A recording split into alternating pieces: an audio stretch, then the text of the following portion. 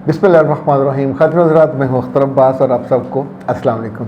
बहुत सी बच्चियाँ ऐसी हैं जिन्होंने घर वालों की इजाज़त से या अपनी मर्ज़ी से दूसरी शादी की हुई है, और दूसरी शादी मतलब दूसरी बीवी बन के वो रह रही हैं, अनाउंस्ड नहीं है, उनके लड़के के घर वालों को इल्म नहीं है और लड़की के घर वालों को इल्म है।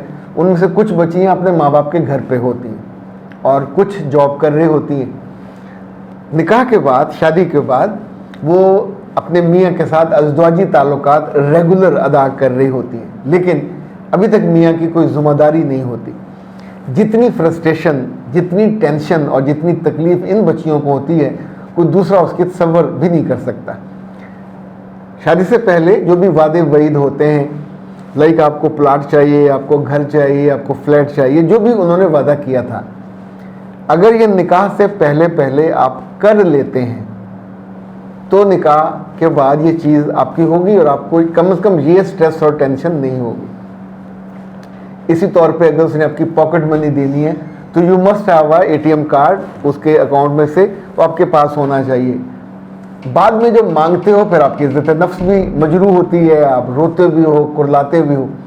तीसरा, अंडरस्टैंडिंग पहले से होनी चाहिए कि क्या वो अपने घर वालों को बताएगा, अगर बताएगा तो कब।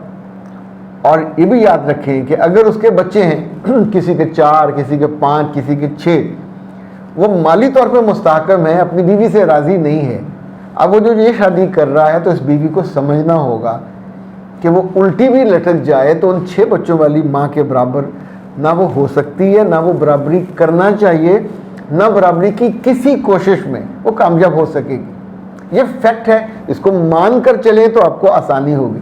अगर फ़र्ज़ करें मियाँ ने वादा किया है कि मैं कुछ अरसे बाद अपने बीवी बच्चों को, माँ बाप को बता दूंगा, तो अव्वल व आखिर ये झूठ है, वो नहीं बताएगा। वो 6 बच्चों के साथ या 4 बच्चों के साथ एक परफेक्ट, पीसफुल, कंप्लीट, कॉम्प्रिहेंसिव ज़िंदगी गुजार रहा है। उसको समाजी तौर पे कोई प्रॉब्लम नहीं है, माशी तौर पे भी कोई प्रॉब्लम नहीं है।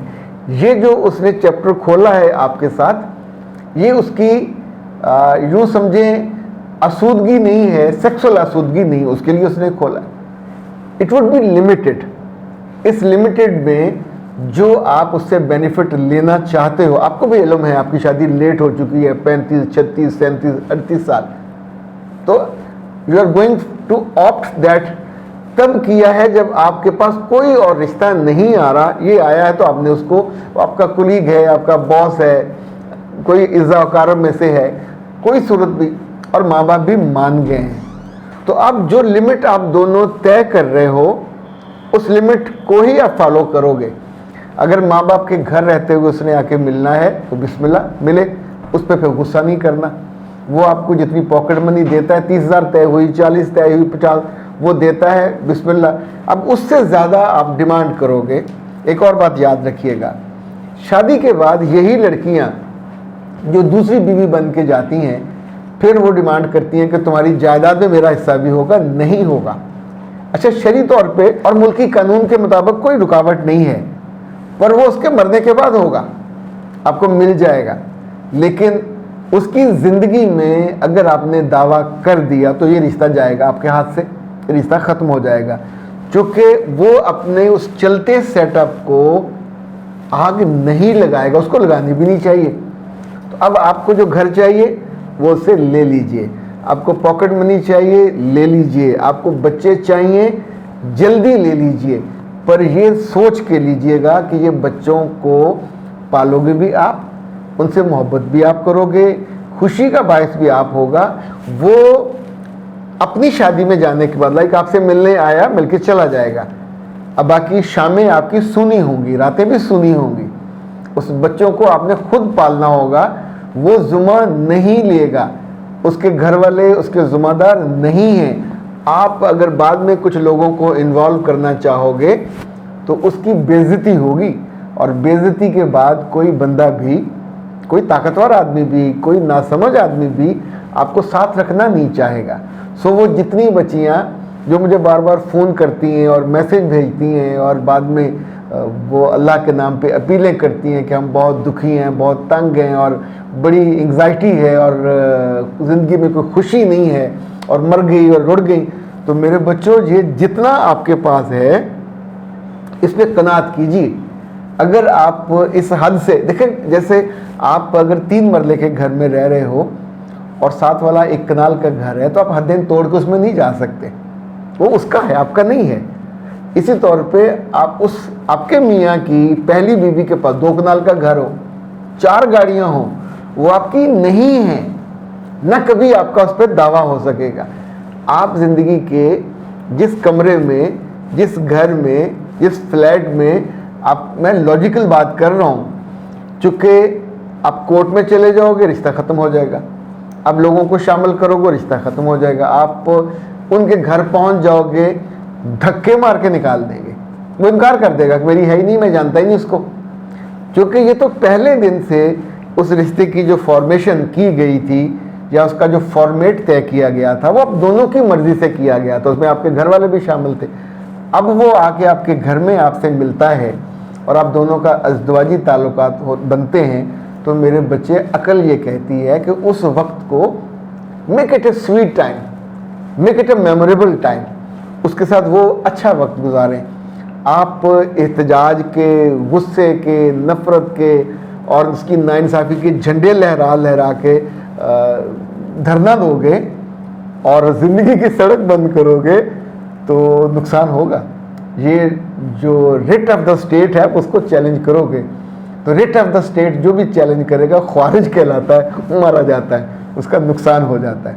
تو اے سمجھدار لڑکیوں، آپ نے کوئی اور آپشن نہ پا کے یہ ایک آپشن آپٹ کیا تھا، اب اس پہ قناعت کیجئے اور اللہ سے دعا کیجئے۔ اچھا، جو باقی وقت آپ کا ہے، آپ کو جاب کر لیں، کوئی بزنس کر لیں، لیکن ایمانداری کے ساتھ، وفاداری کے ساتھ۔